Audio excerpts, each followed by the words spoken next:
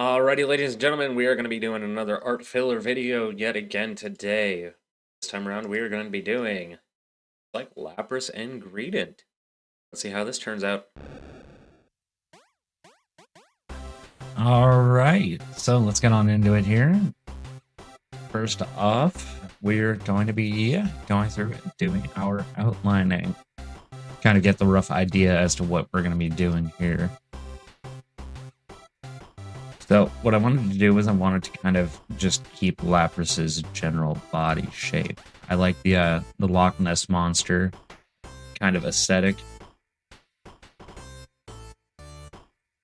And we're going to play into Greedent's G-Max form here with all the little berries and whatnot that it has, with that little plant growing off the shell, little details kind of add into the idea of it.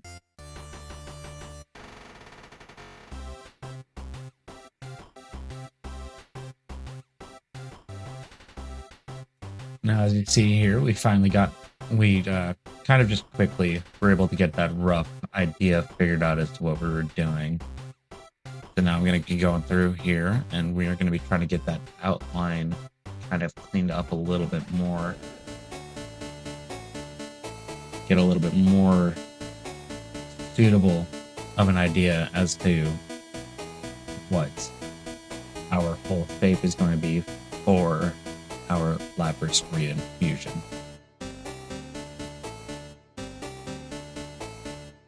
See here, I wasn't really quite liking how dark some of the outlining was in some of these areas, and kind of wanted to clean the shapes up.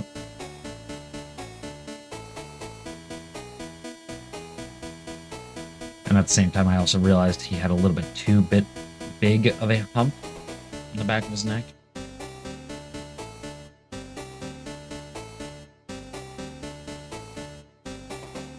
So now we're going in and we're kind of just getting the shell all shaped up how we need to. I almost wanted it to look, I don't know how well it translates for anyone that wasn't, directly making it. But I almost wanted to make the shell look similar to like a wicker or woven basket type of thing, to play into the idea that it's something that would have been holding berries, and that's why the plant coming off of the back, it's supposed to be one of those berries having sprouted.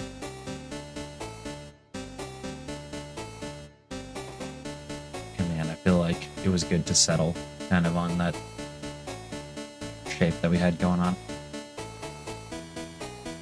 And now we're adding this flourish at the top of the tail to harken back to how Greedent kind of has this messy fur look, since he is just a little dude hanging out in trees all day collecting berries.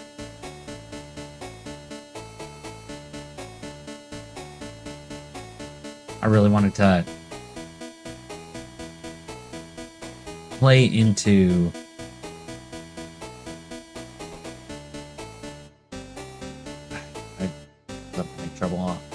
wording myself on this one. I really wanted to play into the feeling that, because these guys were both really bulky, that they would retain some of that heft. And I hope that carries along pretty well here.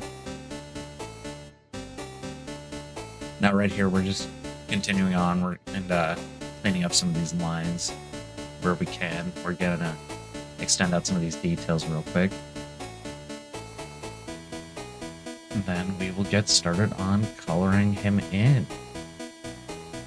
So I wanted to incorporate some colors from each of them. I like Lapras's creme kind of color that its underbelly is,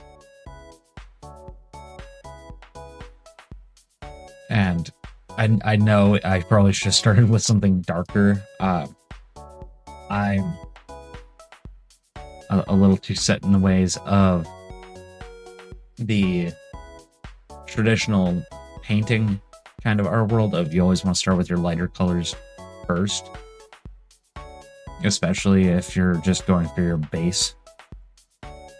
This way they don't run as much with your darker colors going forward. Then from here, after we've gotten the underbelly and the underside of the flippers done, we're going to go through and we're going to give it Squovit's light, or I feel so bad now. It's Greedent. Greedent's lighter fur colors. I wanted to keep him kind of a warm but not too deep colored scheme. So I figured the lighter colors would transfer over a bit better, in keeping with the idea that he was kind of this not furry creature.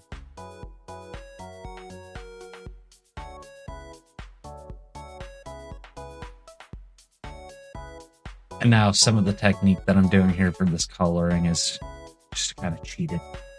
Little techniques to make it a little bit easier. Since I am still learning, I wanted to be able to just kind of outline, as you saw previously with the neck and shoulder areas. I was kind of just outlining and then going through and doing the mass fill. Now, because I went with that cream color first, it was a little difficult to determine where the edges of some of my lines are supposed to go, while trying to maintain that initial line for where those cream areas were. Now, if I would have been a little bit more patient on it, I probably would have thought about changing the color of the background first. Now, this green for these leaves is just completely arbitrary. It was, I went into my color scale, selected a green that I liked, and painted it in. Now we're getting that kind of Lapras shell gray for this. What was originally a woven basket kind of design that I had for the shell. I ended up deciding I wanted to brighten it up a little bit more, I suppose. Right there, I was playing around to see if I could get some of these lines a little bit thicker. I decided against it. And now we're going in, we're adding the detail of Greedent's little tri-dot sections in some of the areas on the Lapras body. Now, here's where I ended up playing around a little bit. I was having some trouble trying to decide how I wanted to do the shading, so I was starting off with my Dodge Burn tool to bring out these highlights. But then as I went in to do the burning, I was noticing that it wasn't quite getting deep enough where I wanted it to. Like on this cream, it was almost next to impossible to tell that there was any kind of difference anywhere.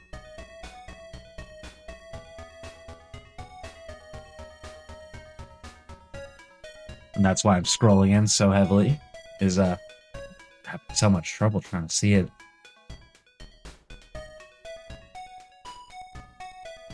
In the end, I went back and I did a masking technique to make sure that the shading translated over a little bit more proper, but we'll be getting to that in a moment. While we have this free moment, if you guys have anything in particular you'd like to see, feel free to leave a comment down below, and if you're just ready to be here for the ride, feel free to subscribe, like the video, and hit the notification button. And I like his stance from Linus Tech Tips. If you don't like the video, it's perfectly fine if you hit the dislike button as well. That's the best way I'm going to be able to know if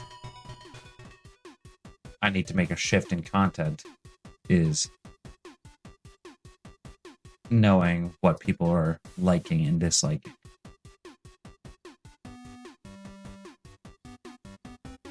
But I'm going through and I'm softening up some of these hard edges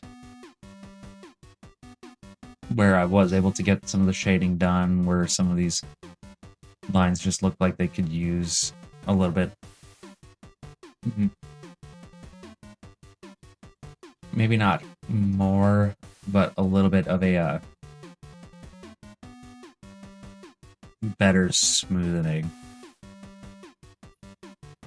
So as you noticed, I did it at the sections where the underbelly is connecting over top of the kind of blemish marks. And now here's that masking I was talking about. At first, it looks like I'm just covering the entire thing in this black. But the way that this technique operates with these digital mediums is we go through and we add this black layer over top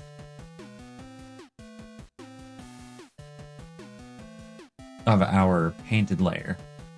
Then as we have all of the black where our shadows are supposed to be,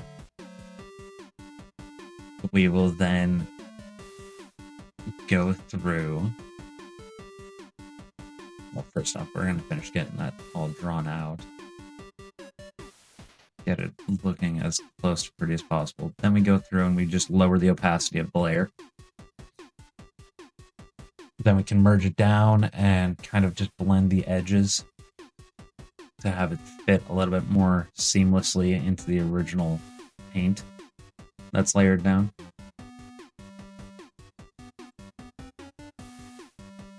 Now you see here what I'm doing is I'm just kind of cleaning up some of these shadowed lines that I hadn't taken care of earlier and fixing up some little spots.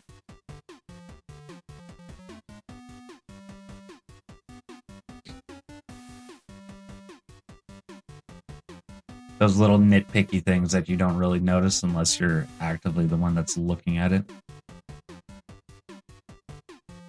Like right there, I highly doubt anyone would have noticed that.